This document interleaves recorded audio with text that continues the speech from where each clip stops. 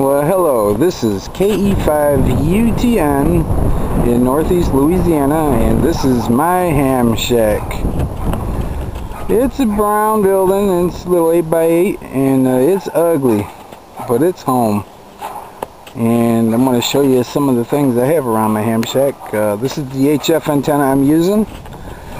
It's a butternut, I believe it's a HF2A, or HV2A, something like that. And it's two bands. It's 80 and 40 meters.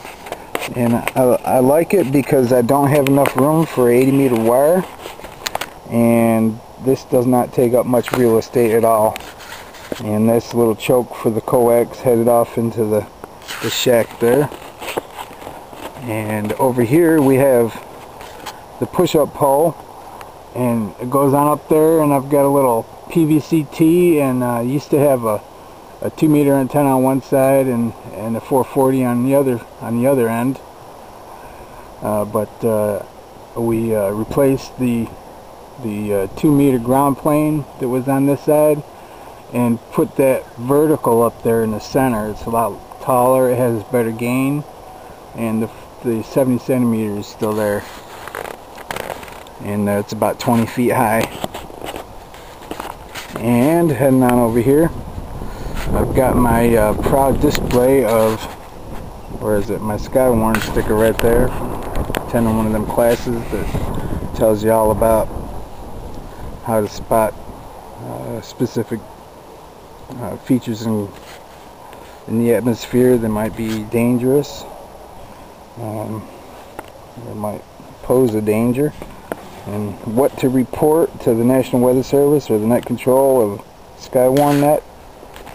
Hey, this, the coax I have for one of the antennas that I used to have right here. I had a mast, and it finally keeled over in a windstorm. I've got to put the antenna back up. But this little cover right here is just to keep the sun from beaming on it all the time. And let's see, I've got my emergency power generator. Awesome. So it's in there, and it does a good job. I can't run the heater or air conditioner with it because it's only 2K, but for running some radios, it does a good job.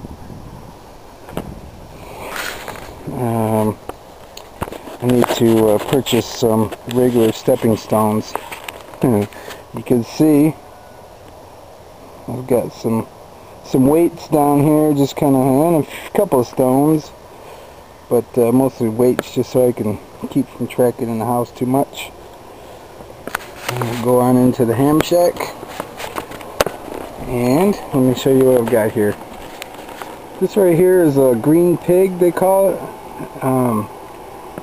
It's a SB200 made by Heathkit, and it is in good operational working order.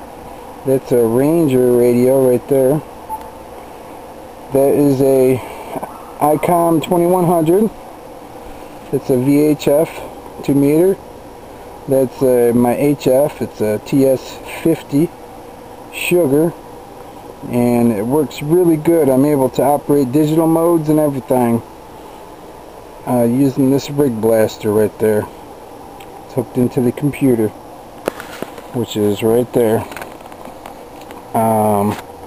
This is a MFJ949E antenna tuner. It's only rated for 300 watts, but that's all I need because that 20 meter wire, oh yeah, I didn't show you the 20 meter wire I have out here.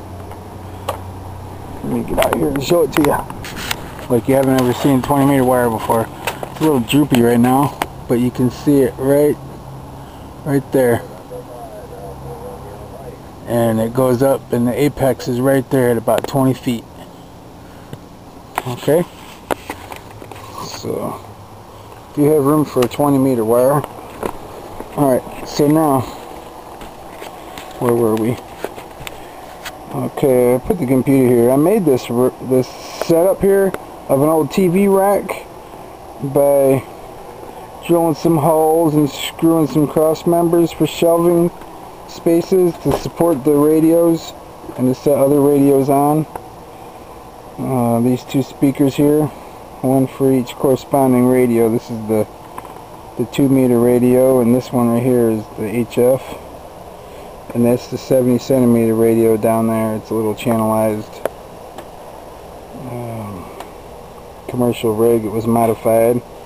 The switch is down there. I've got a little meters right there, power meter, SWR. I changed my batteries on this camera. Okay, where was I? Okay, the microphones I use the stock mic here for the TS 50. I also can use this Shure desk mic right here when I want to use one, and except I've been having a problem with this. I get reports that it breaks up. Don't know why. Got this Heil headset right here, and that works wonderfully with the little foot switch down there. See it? And that right there, that's the old foot switch I used to use, and it was malfunctioning. I made that one, and as you look at it, you can tell. But I still use it. I stand on it because I'm visually impaired. So the way I tune this amplifier, the frequency, is I take this magnifying glass and I pinch my forehead up against that with my eyeball right up against it, and holding it with my forehead against there, I have one hand down here and I press that code key right there, and with my other hand I work these two knobs to tune it and load it and get maximum relative power out. So that's how I tune that thing. But so that's why I haven't thrown that away, is because I'm too short to do it without standing on that. It gives me an extra like 1.5 inches or so. But that's just a little silly thing. And these two maps right here, those are Dollar Tree specials. $1 for both of them. And they're pretty cool, don't you think? Stand here and do a weather forecast. Today, in this section of the country, we've got some major rainfall. They're saying 10 inches could fall into the Texas area today, and 3 to 5 inches into Louisiana. So we're looking for some torrential rains today. And it's Tuesday. It's Tuesday, March 20th. Okay, now what else can I show you with my ham shack here? Alright, this little table here is real convenient. Somebody gave it to me, and it's just a thrown together thing. It's the little table frame with a piece of plywood on it, but it's on wheels. So when I'm sitting here, I can just kind of scoot I can pull it up to me, and I can stay there in front of the radios. This is a magnifying television. It's not a television, but it's a TV screen basically, and it magnifies things immensely, so I can read my mail. It works on radios, and it works wonders. That's the old house computer back there that I don't want to throw away because it's got stuff on there that I want to keep. So I've got it plugged into a bus bar down there, and when I want to turn it on, I just plug that bus bar into that bus bar and turn it on. Got a printer and a scanner with both of their USB cables just temporarily over here, so when I want to use them I can just plug them in. They're ready to go. Got some emergency lighting there, which is just basic big flashlight, battery charger. Over here we've got coffee pot if we need it. My ham radio license right there. It's for general class. Got a gas lantern right there. Got my deer. Fishing pole. Got some stuff there. That's Sky 1 class certificate. Lots of hams have those. That, if you're in the South, is a necessity. What else can I show you? Got some swords there. Another hobby of mine. Let's see. Some nunchaku. Got the little weather station right there. The wind is really whipping out there. It's not much of a weather station, but it's it works somewhat.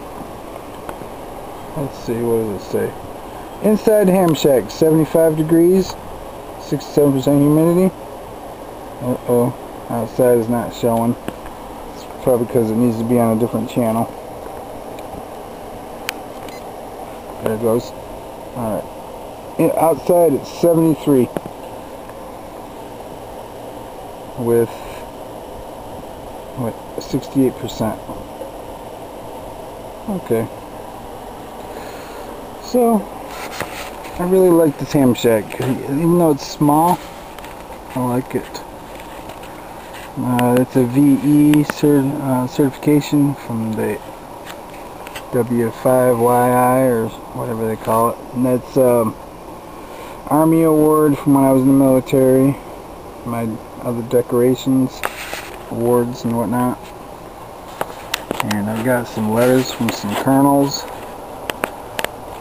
So I was a pretty good soldier. They're over there. My honorable discharge. Back there behind there is the letters from the colonels and whatnot in general. So that's about all there is to it. Place to lay down and take a nap if we have an extended operation in the ham shack here. So it's a pretty good little ham shack. I like it there, and I really enjoy amateur radio. So if you're not a ham yet, I hope one day that you get your license. It's not difficult really, and it's a lot of fun. So until I talk to you next time, this is KE5UTN signing off.